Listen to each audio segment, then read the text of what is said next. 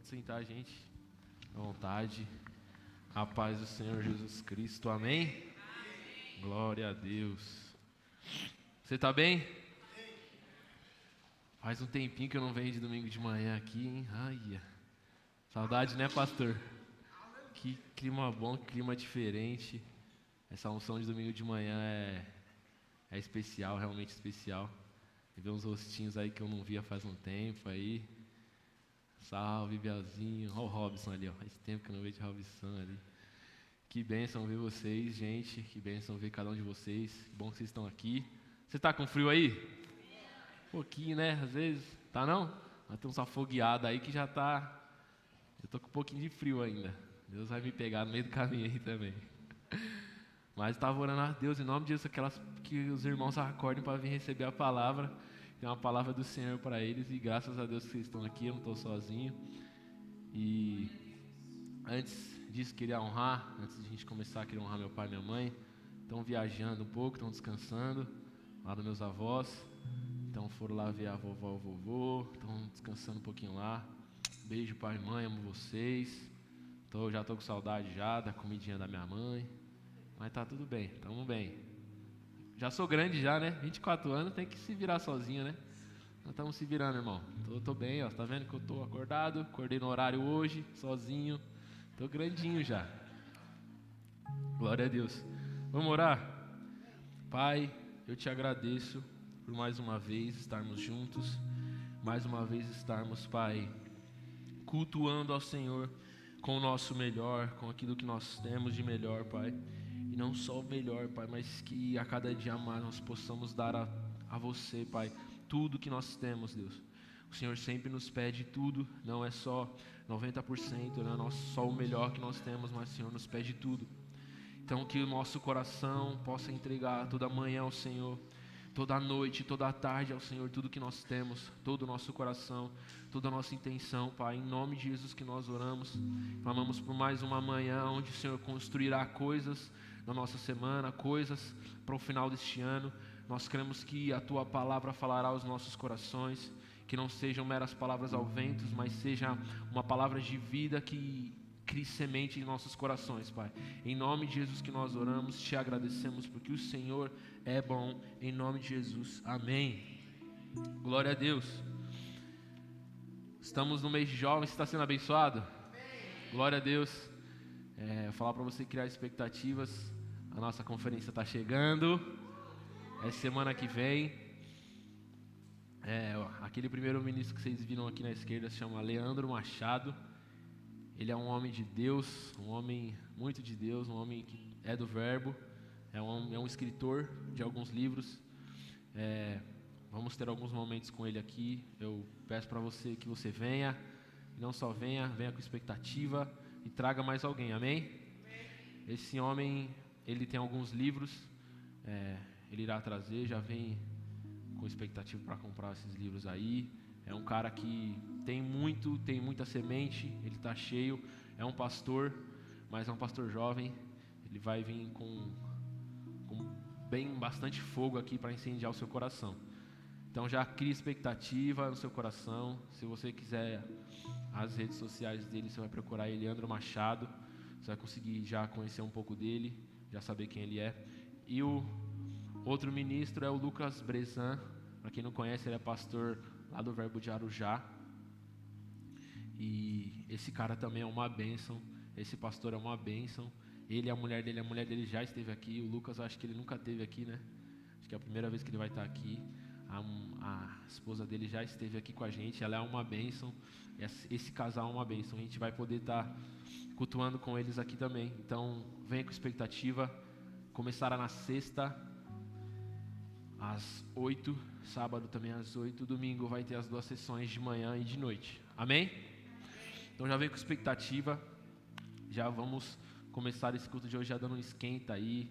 Hoje e amanhã para a conferência. Então, já vem cheio de expectativa. Vamos começar hoje com a palavra já ao seu coração. Espero que você esteja pronto para receber aí. Abre lá comigo em Romanos 12. Glória a Deus.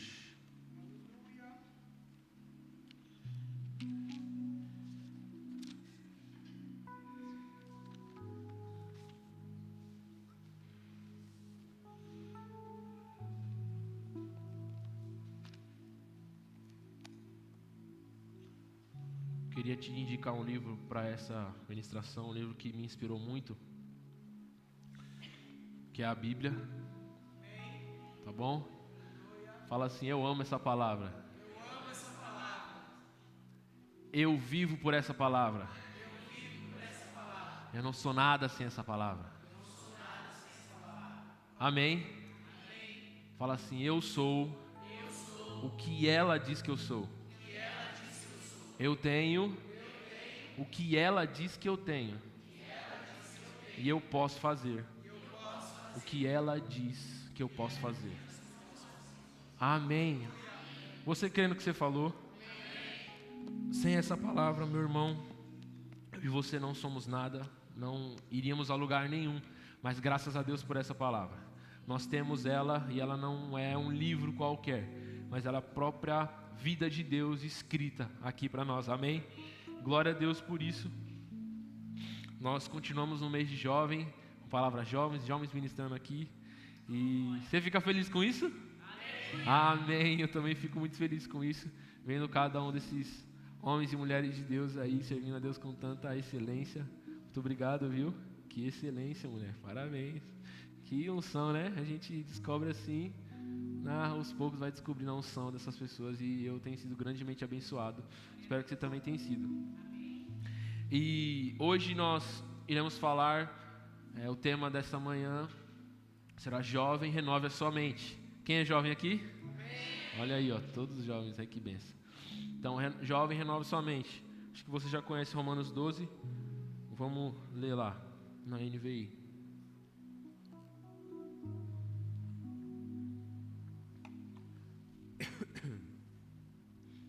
Portanto, irmãos, rogo-vos pelas misericórdias de Deus, que se ofereçam em sacrifício vivo, santo e agradável a Deus. Este é o culto racional de vocês.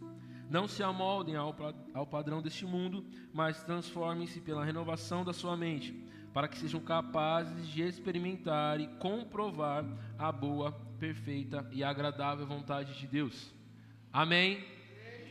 Qual é aqui a lei que Paulo está dando para que eu e você possamos viver a boa, agradável e perfeita vontade de Deus? Renovar a nossa mente e colocar o nosso corpo como sacrifício diante de Deus. Amém? Então Paulo ele começa falando aqui: rogo-vos, pois, irmãos, pelas misericórdias de Deus, que ofereçam em sacrifício vivo. Essa palavra sacrifício vivo é uma dicotomia, porque não existe não existe um sacrifício vivo. Paulo estava falando aqui algo que era talvez um escândalo para Israel, que estava acostumado a fazer sacrifícios. E sacrifícios eram mortos.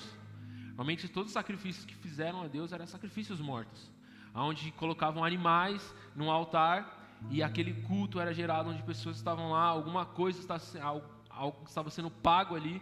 Então aquele animal era morto, ele precisava ser morto.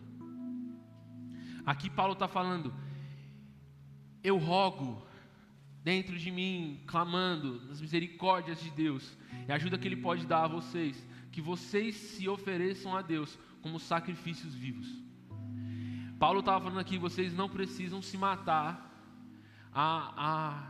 vocês não precisam chegar a esse ponto, mas há um ponto que vocês precisam chegar, em que vocês precisam se sacrificar, ao ponto de que algo dentro de vocês precisa morrer. E Paulo estava falando exatamente sobre a nossa carne. Paulo estava falando exatamente sobre as nossas vontades. Algo precisava morrer em um culto diante de Deus. Apesar de um momento que a gente não iríamos mais trazer animais para que nós iremos matar aqui diante do altar de Deus, mas algo precisaria continuamente a continuar a morrer. Então Paulo estava clamando: eu clamo pela vida de vocês, eu clamo pela misericórdia de Deus, que cada um de vocês ofereçam os seus próprios corpos como sacrifícios vivos diante de Deus. Isso vai fazer com que suba diante de Deus um aroma suave. Esse sacrifício, ao matar aqueles animais, subia um cheiro. A gente sabe que em Isaías fala que Efésios, Deus procura adoradores que o adorem em espírito e em verdade.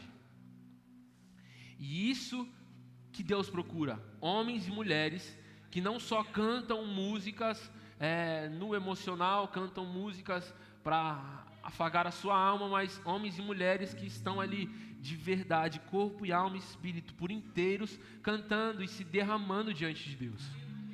Amém? Então Paulo continua falando, ofereçam-se em sacrifício vivo, santo e agradável a Deus. Esse é o culto racional de vocês. O que ele quer dizer com culto racional? Porque normalmente, né, pastor, a gente só procura as coisas espirituais, as coisas que sejam um culto ou algum mover para achar que Deus está recebendo alguma coisa de nós. Achar que só quando nós entramos na igreja, quando a gente começamos um culto, é só esse culto que nós participamos. Mas não, Paulo aqui está falando algo e alguma que ele está mudando o hábito de nós de achar que o nosso culto só começa quando nós chegamos na igreja, só começa quando nós pisamos o pé na igreja e começamos esse culto. Mas não, Paulo está falando assim, ei, vocês começam um culto diariamente na casa de vocês, no trabalho de vocês, na faculdade de vocês, e esse será o culto de vocês, aonde vocês começam pelo seu raciocínio, pelo natural. Olha, Paulo está falando aqui que, cara, começa no natural. Algo que vocês precisam alcançar no espiritual, primeiro precisa começar talvez no natural. E isso é fé. Amém? Amém? Aí, você está aí. Então Paulo está falando assim, ei, vocês têm um culto racional de vocês. Quando vocês decidem se sacrificar em meu lugar, vocês podem começar um culto aonde vocês estiverem. Isso é poderoso, não é? Poder começar um culto em qualquer lugar onde eu vou estar. Isso é poderoso demais. Paulo está falando um culto racional, onde o racional é onde eu sei o que eu tenho que fazer e eu vou e faço. Aonde eu sei a regra, então eu vou e faço, e eu não só sei, mas eu começo a andar em concordância daquilo que eu sei, é a minha mente. Então não é só minha mente, eu não preciso mais depender do emocional. Amém? A igreja, cada vez mais que passa, ela tende a vamos falar isso de uma maneira boa. Ela tende a ficar cada vez com um pouco mais cara do mundo. Isso é de um certo lado bom, porque eu creio que chama pessoas do mundo para entrarem na igreja. Isso de alguma forma, isso pode ser alguma coisa boa. Em alguma coisa a gente consegue pegar alguma coisa que seja do mundo, porque eu também não concordo muito com essa palavra de secular e ou não secular, mas algumas coisas que a gente possa imitar, que as pessoas aí fora fazem, no nosso culto aqui de hoje. Luzes, som, fumaça. Nós sabemos que isso não é bíblico, mas isso nos ajuda a cultuar a Deus de alguma certa forma. Isso é estudos, não só algo emocional que nós queremos trazer, mas estudos falam que, cara, se nós podemos criar um ambiente com um pouco menos luz, nós, por mais que perdemos a nossa atenção fácil, se for um ambiente com luz, com um ambiente mais escuro, um ambiente em que só possa focar, onde as luzes estejam focadas aqui, realmente você consegue se concentrar mais fácil. Então tem uma ciência em tudo que nós fazemos, mas às vezes a igreja vem pegando essa bala de usar um pouco as coisas do mundo para alcançar as pessoas e alcançar até nós mesmos, facilitar o nosso culto em certas formas, só que às vezes nós vamos para um outro extremo, onde nós cantamos músicas que afagam a alma, que só afagam a alma, pregações que só são egocêntricas, pregações e ministrações que só fazem com que você, cara, só olhe para você e fale, cara, realmente... Deus me ama, e Deus me ama, e Deus me ama, aleluia, aleluia. Cara, isso é verdade. Cara, existem músicas que são boas para cantar assim, mas mais do que isso, a nossa fé se baseia em Cristo. As nossas palavras precisam ser cristocêntricas, as nossas canções precisam ser cristocêntricas, amém? Cristo precisa ser o centro da nossa igreja. A palavra precisa entrar de uma certa forma que ela vai mexer com o seu interior, ela vai causar ela vai causar um pânico no seu corpo, na sua alma, ela vai incomodar você, porque é isso que Jesus fazia, ele incomodava as pessoas, ele incomodava.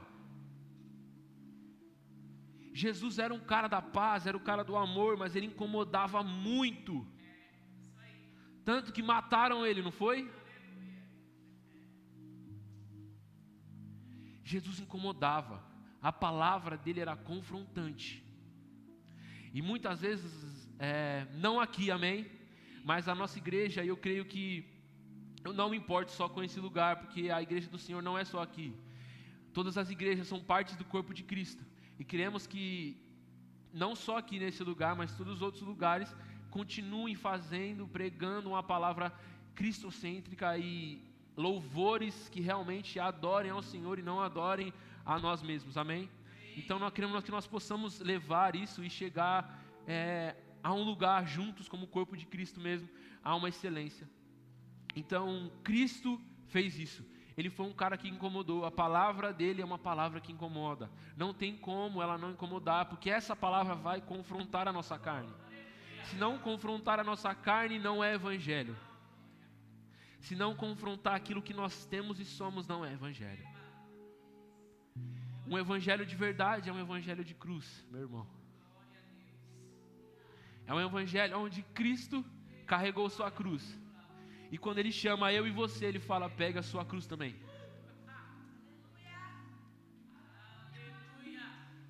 Amém? E é isso que ele está falando aqui. Vocês precisam criar esses cultos racionais em vocês. Na palavra a mensagem, olha o que ele fala, Romanos 12 também. Portanto, com a ajuda de Deus, quero que vocês façam o seguinte: entreguem a vida cotidiana, o dormir, o comer, o trabalhar, o passear, a Deus como se fosse uma oferta. Receber o que Deus fez por vocês é o melhor que vocês podem fazer por Ele. Às vezes nós pensamos que aquilo que nós fazemos pode agradar a Deus de alguma forma, mas não há o que eu e você possa fazer que possa agradar a Deus ou fazer com que Ele te ame mais ou que Ele te ame menos. Se a melhor coisa que eu e você pode fazer é aceitar aquilo que Ele fez na cruz por mim e por você. O melhor que você pode fazer, meu irmão, o melhor que eu posso fazer no ápice do nosso ministério é aceitar, mas aceitar com todo o nosso ser a cruz de Cristo para o nosso. Como que eu faço isso, Guga? Como que nós fazemos isso? Entendendo o que foi a cruz de Cristo.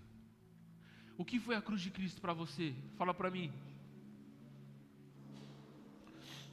O que é a cruz de Cristo? O que Cristo fez? O que foi esse ato de amor por mim e por você?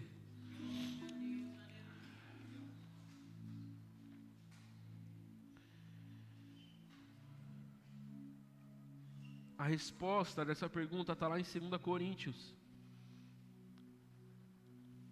5:15.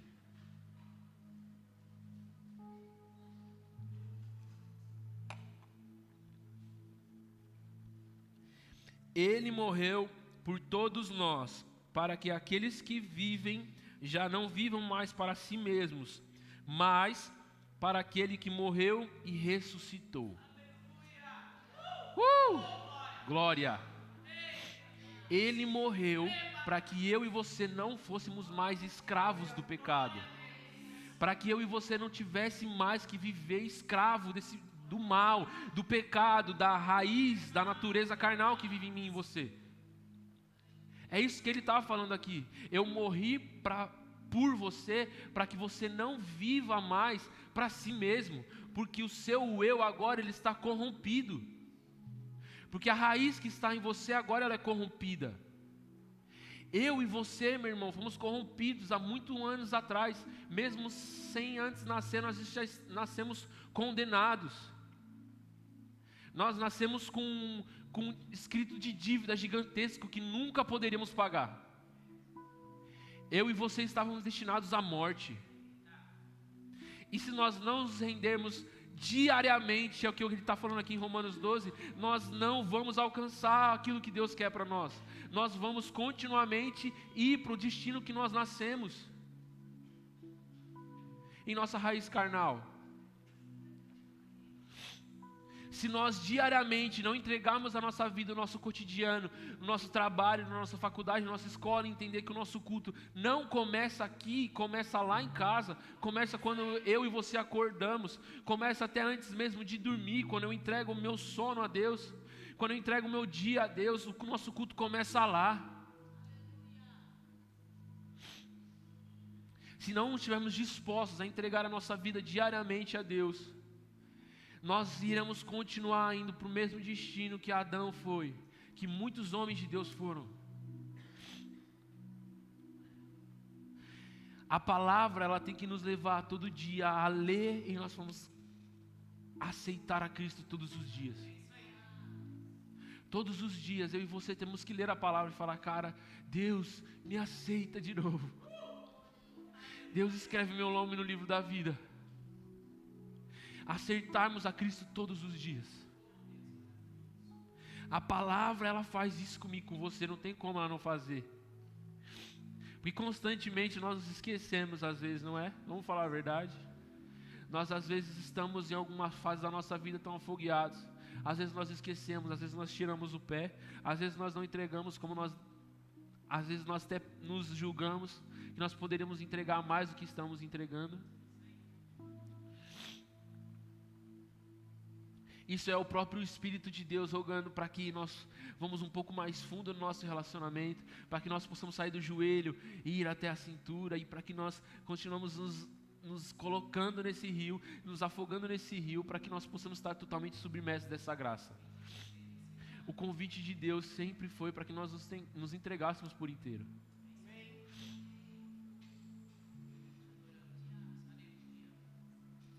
O jovem rico foi um cara tão cheio de Deus, um cara talvez que fez toda a vida dele, foi justificado pelos seus atos, mas vai chegar um momento em que todos nós vamos ter que nos colocar diante de Cristo e entregar tudo. É isso que Deus quer. Ele não quer o seu melhor. Vou falar para você, Ele não quer o seu melhor, Ele quer tudo de você. Ele quer tudo seu. Ele não satisfaz com o seu melhor. Porque o seu melhor não é suficiente. Ele precisa de tudo. Ele precisa de tudo. Você precisa entregar tudo. O seu pensar, o seu querer, o seu julgar, eu não sei o que você precisa entregar, mas você precisa entregar. Se a gente continuar lendo aqui no 16, 2 Coríntios 5:16, de modo que agora em diante, ninguém mais consideramos a ponto de vista humano, ainda que antes tenhamos considerado Cristo dessa forma, agora já não consideramos assim. Portanto, se alguém está em Cristo, é uma nova criação. As coisas antigas já se passaram, eis que surgiram coisas novas. Tudo isso provém de Deus e nos reconciliou consigo mesmo por meio de Cristo e nos deu o ministério da reconciliação. Ou seja, Deus em Cristo estava reconciliando consigo o mundo, não levando em conta os pecados dos homens, e nos confiou a mensagem da reconciliação. Portanto, somos embaixadores de Cristo, como se Deus estivesse fazendo o seu apelo por nosso intermédio. Por amor a Cristo suplicamos, reconciliem-se com Deus. Deus tornou o pecado por nós, aquele que não tinha pecado, para que nele fôssemos feitos justiça de Deus. Aleluia! Eu e você agora somos uma nova criatura. E é tão lindo isso quando nós assumimos essa nova criatura, que nós possamos falar agora: cara, não me falta mais nada, agora eu sou justo em Deus, agora eu sou totalmente suprido nele. E eu e você, nós corremos com aquela palavra de que, cara, Deus conquistou tudo, agora não te falta nada. Se Ele é rico, você é rico, porque Ele se fez pobre, agora você é rico. Glória a Deus por isso. E da mesma intensidade que nós pegamos isso, e da mesma força que nós pegamos isso, agora nós somos uma nova criação. Agora, do mesmo modo que Ele é santo e se fez pecado, hoje nós também somos santificados em Cristo. Nós somos santos também. Da mesma força que nós pegamos esse imperativo de que nós podemos tudo, nada mais nos falta, agora também nós somos santos, mas somos santos mesmo. Agora é uma nova criação. Por que nós fazemos aquilo que nós fazíamos antes?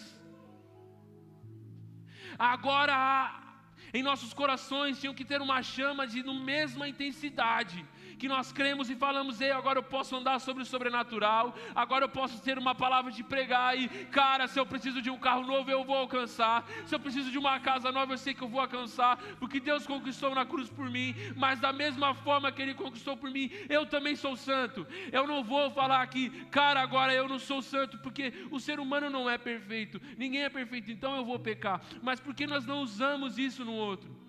Naquele lá nós usamos e nós vamos, mesmo não tendo, nós cremos, mesmo não temos, nós continuamos acreditando. Aqui nós também precisamos continuar acreditando que Deus nos fez santos e nos deu as capacidades de continuar santos. Mesmo se eu não estou conseguindo, eu falo: eu consigo. Eu vou continuar santo, porque tem uma graça para que eu ande acima disso. Há uma nova mentalidade, onde eu não vou mais fazer nada parecido com o que eu fazia antes. É uma nova identidade. Se antes me faltava, agora não falta mais. Se antes eu bebia, agora eu não bebo mais. Não podemos escolher fazer alguma coisa ou outra. Não podemos escolher. Nós precisamos pegar tudo aquilo que Deus tem para nós.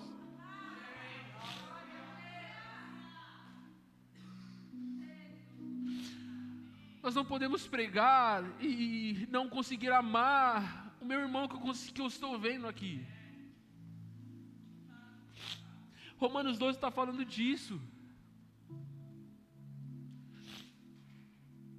Romanos 12 ele vai começar a falar um pouco sobre a humildade no seu coração, a humildade, consagração, mas ele vai começar agora falando sobre o amor, sobre o amor uns com os outros. E o que nós fazemos?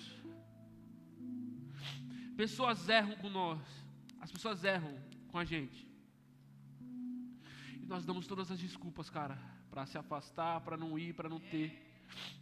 Mas olha o que Paulo fez. Em Atos,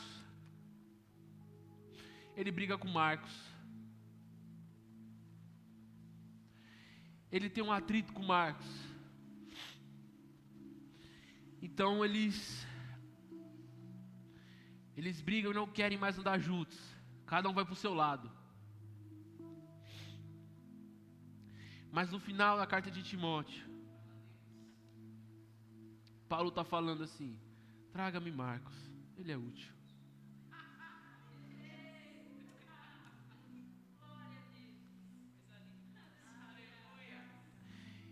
Eles viveram atritos, cara. Eles talvez não se davam muito bem, mas não tinha como Paulo pregar aquele evangelho com tanta força e não começar a viver aquilo. Aquele homem que um dia foi peso, foi atrito para Paulo, hoje é uma bênção para ele. Não desista das pessoas. Não desista do seu irmão. Nós erramos, eu errei com você, talvez eu vou errar ainda, mas me perdoa, me ame. Seu irmão talvez vai errar com você, ame ele. Eu sei que vai ser difícil, talvez você vai falar, mas ele errou, eu não tenho que dar o primeiro passo. Jesus não errou e ele deu o primeiro passo, e eu e você somos imitadores.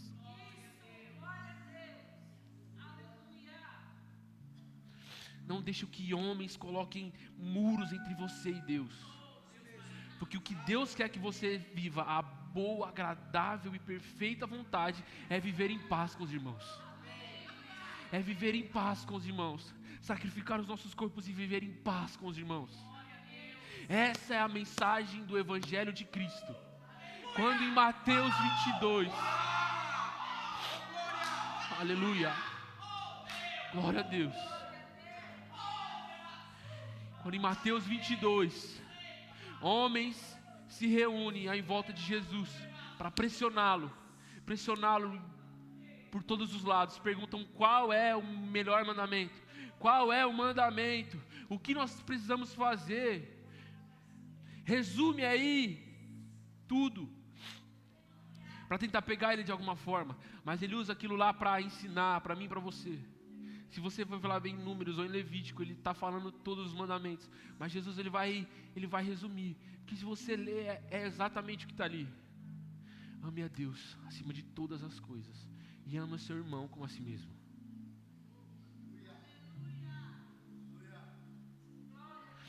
Tudo aquilo que nós vivemos vai se resumir a isso. Porque aquilo que ele está falando em Romanos, ele começa falando: eu rogo para que vocês sacrifiquem os seus corpos, para que vocês não se coloquem em um lugar acima do que vocês são. Isso está falando para que vocês parem de amar a vocês mesmos e comecem a amar a Deus. Isso é o primeiro mandamento. E isso é o que mais eu e você fazemos. Nós escutamos e queremos ouvir o nosso ser, nós ainda batemos o pé e queremos fazer aquilo que o nosso entendimento quer. Nós nos relacionamos com quem Deus não colocou na nossa vida. Nós partilhamos e estamos em lugares que talvez Deus não queria que nós estivéssemos lá. E Ele está clamando, falando: filho, ei, esse não é a minha vontade para você. Isso não é o que eu quero para você. O meu querer e a minha vontade são muito melhores que os seus. Pare de se amar, pare de viver uma vida de amor a você e viva uma vida de amor a mim. É isso que você precisa.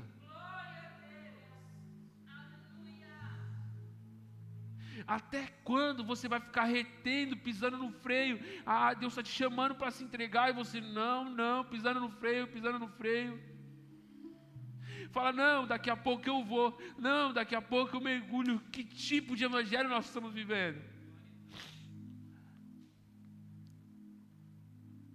Nós escolhemos, cara, pecar, nós escolhemos fazer aquilo que é errado, nós escolhemos não obedecer às direções de um homem que está aqui. Quantas vezes ele vem me falar: cara, eu tento, eu falo, eu ensino, mas eles insistem em fazer aquilo que eles querem. Eles insistem em continuar fazendo o que eles querem. Até quando eu e você vamos ficar insistindo em fazer o que nós queremos? Até quando nós vamos querer ficar insistindo em sentir o nosso sentimento, em fazer aquilo que nós estamos sentindo, porque eu estou sentindo isso, eu não estou sentindo de obedecer, eu não estou sentindo de fazer isso, pastor, eu não estou sentindo, mas o culto não é sentimento, é racional, é aquilo que a palavra está falando. Se a palavra está falando que sexo é só no casamento, precisa ser só no casamento. Eu não preciso sentir de que, não, mas eu estou sentindo de fazer agora, então vou fazer agora. Não, mas eu estou sentindo de desobedecer agora, então vou desobedecer agora. Não é sentimento, é obedecer. Jovem, renove a sua mente. Tem coisas que você não vai sentir de fazer, mas isso não discerne, isso não aponta para a identidade que Cristo colocou em você. O Evangelho não se baseia por sentimento, é mandamento e obediência.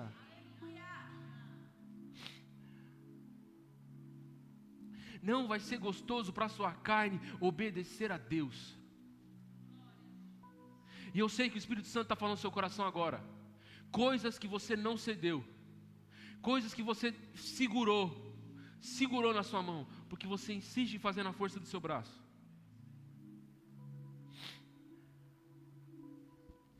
E esse é um culto para mim você começar a soltar as coisas.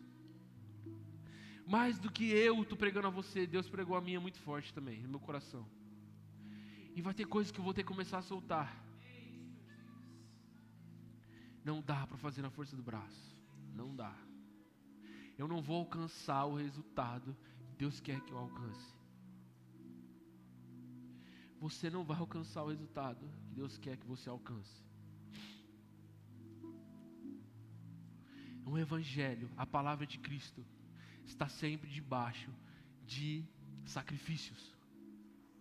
Sempre debaixo de sacrifícios. Mas eu vou te falar uma coisa: isso não é um lugar de tristeza. Isso não vai ser um lugar de desânimo. Isso não vai ser um lugar pesado. Porque Cristo falou que o peso todo Ele já levou. Mas se você decidir dar um primeiro passo de fé, que esse é um verdadeiro passo de fé, assumir essa responsabilidade de falar: cara, eu preciso viver isso no meu dia a dia. Eu vou viver isso no meu dia a dia. Uma vida que dê louvor a Deus. Uma vida que dê lugar a Deus e a vontade dEle, não a minha. Você vai viver você vai viver a melhor vida. Tudo aquilo que Deus prometeu vai acontecer. Amém? Eu citei Mateus 22. E um pouco antes, Deus vai estar falando algumas parábolas.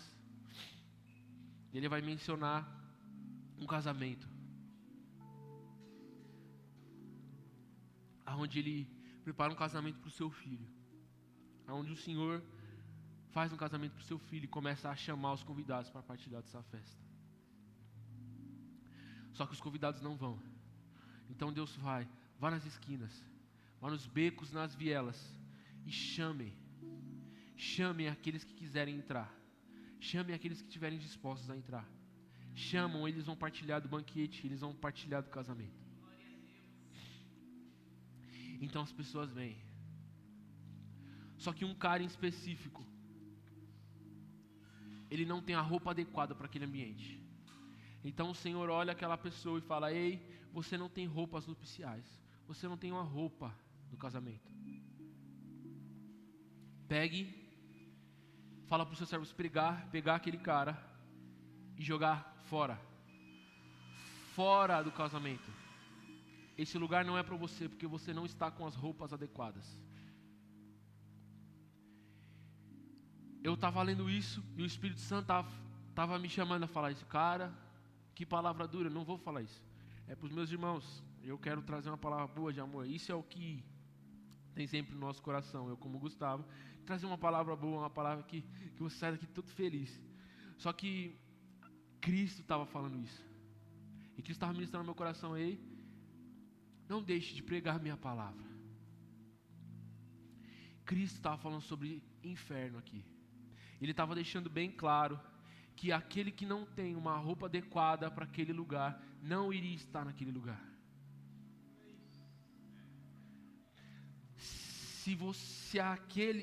Isso não está falando de que ele não tinha dinheiro, porque eles foram pegar num lugar mais obscuro que tinha, nos becos, nas vielas, aquelas pessoas talvez não tinham a condição, mas eles não estão falando sobre condição, é sobre um comportamento aqui.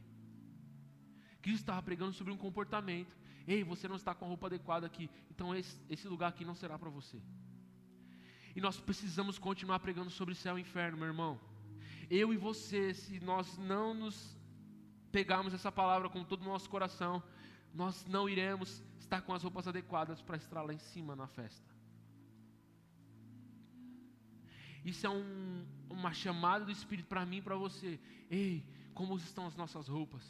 Que roupas nós estamos vestindo? É uma roupa de que só vai na igreja para receber e afagar o nosso ego, a nossa alma, para que a gente fique, seja ou abençoado, que vai na igreja, ou que conhece a palavra? Não, Deus não te chamou para isso. Deus te chamou para ser um sacerdote. Deus te chamou para ser filho. Deus te chamou para ser rei. Essa é a sua identidade. A minha e a sua identidade é essa. E nós precisamos viver ela. Porque a natureza está clamando, as pessoas aí fora estão clamando para que você seja a resposta para eles. E você tem a resposta. Fala assim: eu tenho a resposta. Eu sou a resposta para esse mundo. Eu e você somos a resposta para esse mundo, meu irmão. Eu e você somos a resposta. Eu e você somos o sal. Eu e você somos a solução para esse mundo. Eu e você temos a própria vida de Deus dentro de nós. Eu e você somos os cheios do Espírito. Eu e você somos os poderosos, aqueles que podem fazer a diferença, aqueles que os médicos não podem ir, as pessoas virão atrás de nós, porque nós podemos. Nós vamos além da física, nós podemos ir além da física, nós podemos ir além da matemática, porque o nosso bolso agora não mais depende do nosso trabalho, mas de Deus. Porque a nossa vida agora não depende mais daquilo que nós nos esforçamos para fazer, mas é sobre o que o Cristo fez por nós. Foi o que Ele fez por mim e por você. Essa é a nossa glória, essa é a nossa maior glória. Assumir aquilo que Ele fez na cruz por mim e por você, e pegar com todo o nosso coração. Pode subir, louvor.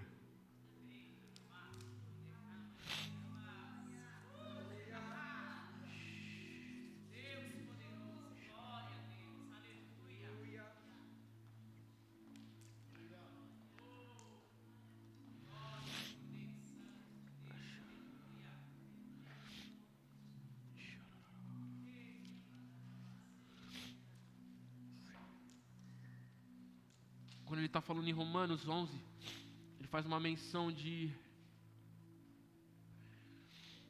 uma canção, que ele repete em 1 Coríntios 2:16. Quem conheceu a mente do Senhor para que possa instruí-lo? Nós, porém, temos a mente de Cristo.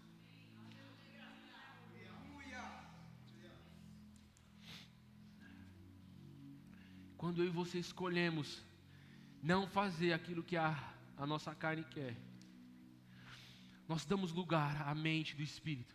Nós damos lugar a essa nova mentalidade, um novo modo de pensar. Porque é muito difícil, meu irmão, eu falar para um jovem que vive uma vida de pecado, vive uma vida no pecado, falar para ele que não é bom. É muito difícil falar para ele, falar com que ele entenda verdadeiramente no coração dele que aquilo que ele está vivendo não é bom. Como não é bom?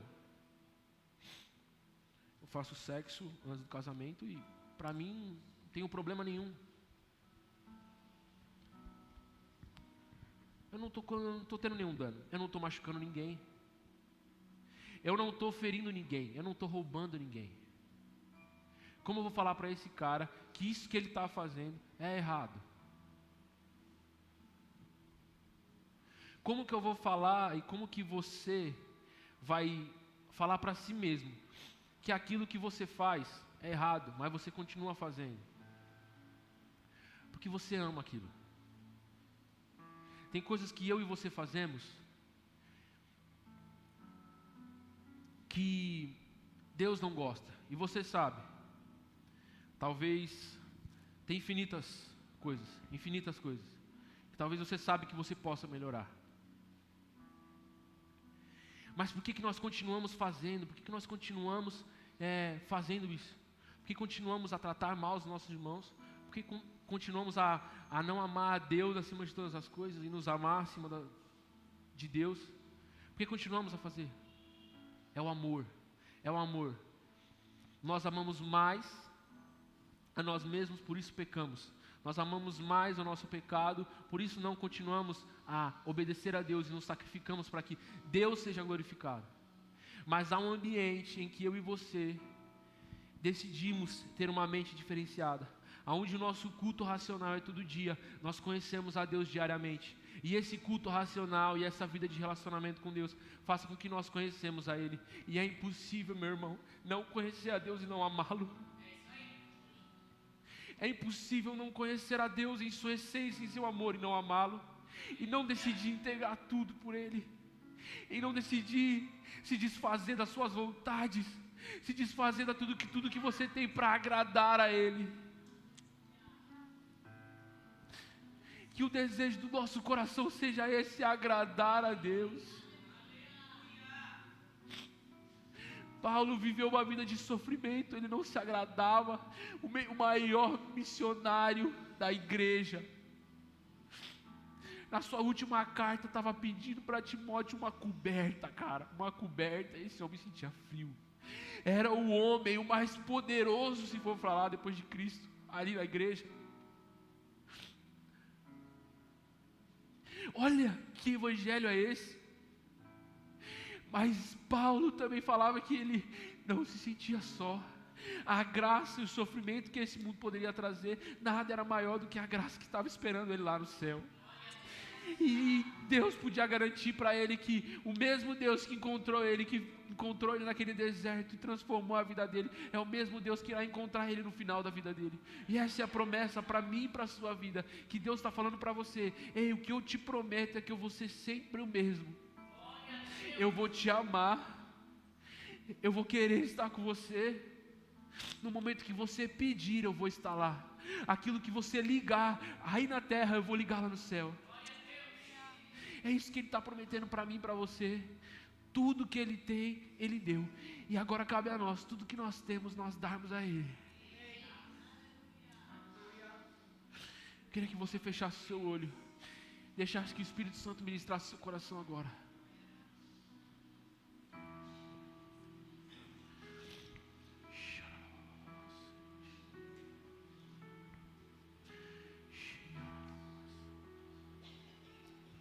Pai, em nome de Jesus, eu oro pela minha vida, Deus. Aquilo que eu estou fazendo que não te agrada, Deus, me mostra, Espírito Santo. Me mostra, Pai, para que eu possa melhorar, para que meu culto a Ti possa melhorar, Pai. Eu te entrego o meu coração, eu te entrego a minha vida, Senhor Jesus.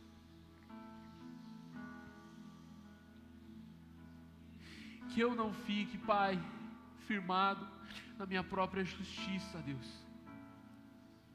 Que eu não tente me justificar, Pai, com os erros dos outros ou com os meus acertos.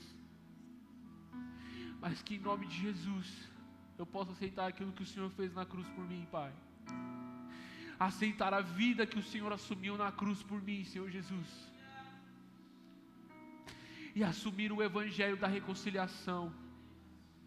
Um evangelho de responsabilidade, Senhor, onde nós somos Cristo aqui na terra.